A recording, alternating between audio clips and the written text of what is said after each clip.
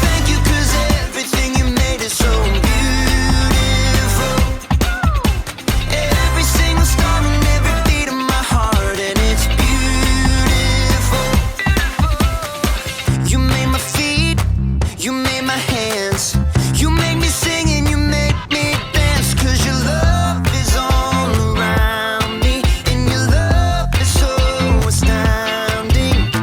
I just wanna thank you 'cause everything you made is so beautiful. Every single star and every beat of my heart, and it's beautiful. Here we go, break it down now. Everything you created with your imagination is wonderful and good, wonderful and good. You're my inspiration beyond all explanation. You're wonderful and good, you're wonderful and good. Everything you created with your imagination is wonderful and good, wonderful and good. You're my inspiration beyond all explanation. You're wonderful and good, you're wonderful and good. I just wanna thank you 'cause everything you made is so beautiful. Every single star and every beat of my heart, and it's beautiful. I just wanna thank you 'cause everything you made is so beautiful. Every single star and every beat of my heart, and it's beautiful.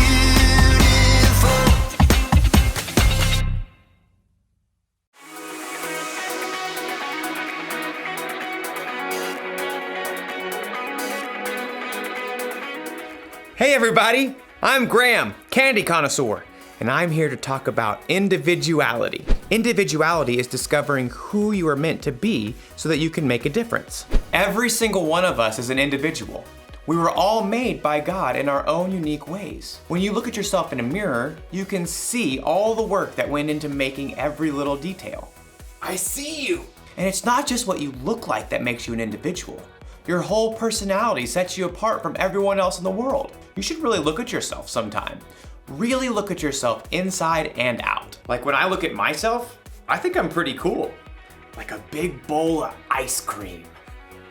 And there are things about myself that I like. I love that I'm good at problem solving. I have this ability to understand when something is wrong and immediately think of ideas to fix it. Oh, and I like that I'm funny. Like, have you ever heard of this one? Knock, knock. Oh, right. I need someone in the room for that joke. Anyways, the punchline is, I didn't know you could yodel. Oh, I think I'm funny. Actually, now that I'm really looking, I'm thinking there are some things that I don't like about myself. Like, sometimes I procrastinate. That means when there's something that needs to be done by a certain time, sometimes I wait till the last possible minute to get it done. Oh, and sometimes I have a bad temper. When someone disagrees with me about certain things, I can get really angry really fast. And sometimes, not all the time, but sometimes I can be really selfish. There. A little cool, a little gross, and a lot messy. That's how I can see myself sometimes. Maybe you see yourself that way. Well, after today's story, you might discover that there's a whole new way to see yourself. Yeah, right. Like I'm really gonna eat that. See? I'm funny. The Bible. It's 66 books of history, stories, letters, and poetry that fit together to form God's one big story. The epic adventure of how He created us and loves us so much that He made a way to rescue us. As we travel through the Bible, from Genesis to Revelation, we discover people who met God and found their lives changed forever. Now, for an amazing story.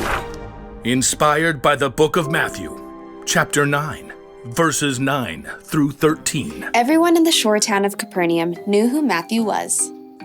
You may also call me Levi. But few people actually liked him. Well, that's rude. Truth is, Matthew had put himself in an awkward situation. He was Jewish, like his relatives and friends, but he chose to work for the hated Roman government.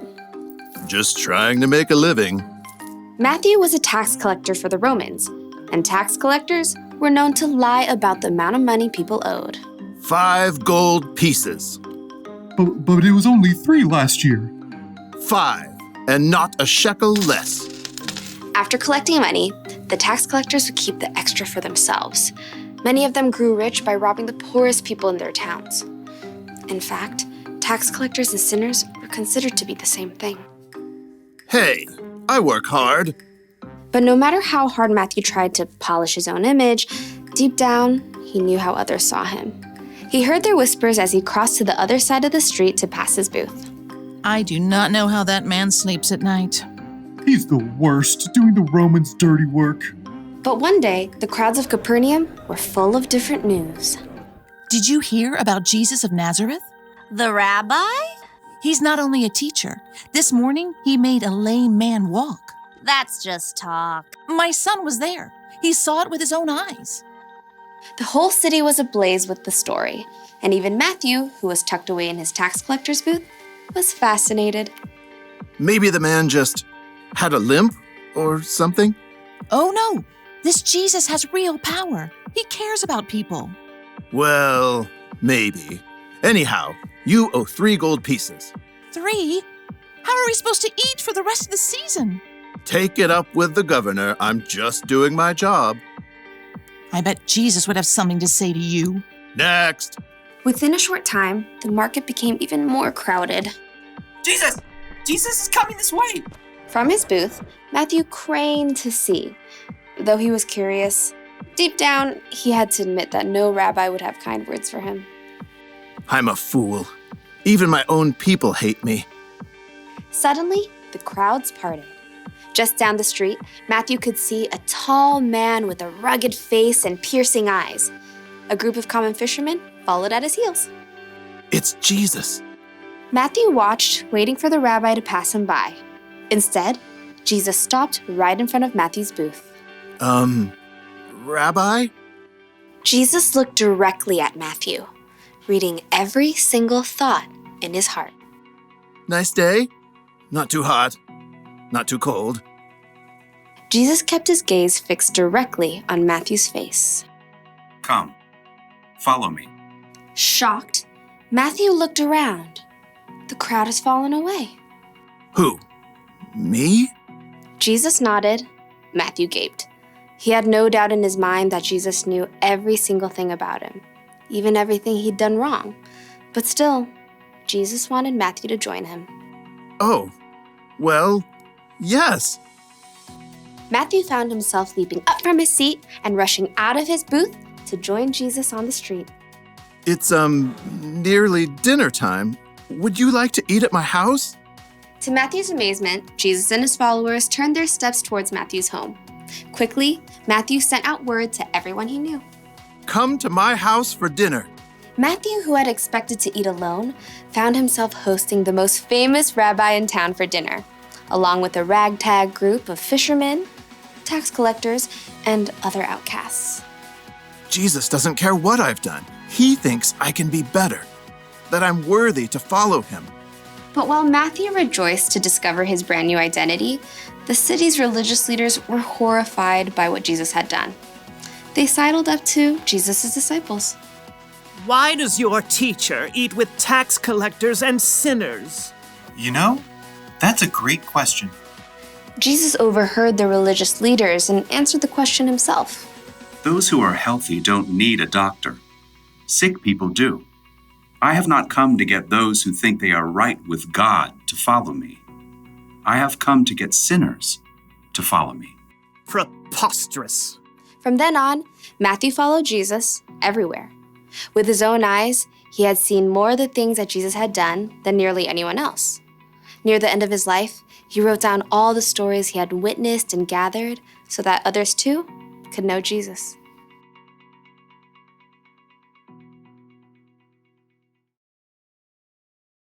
Before he was one of Jesus' disciples, Matthew was a tax collector.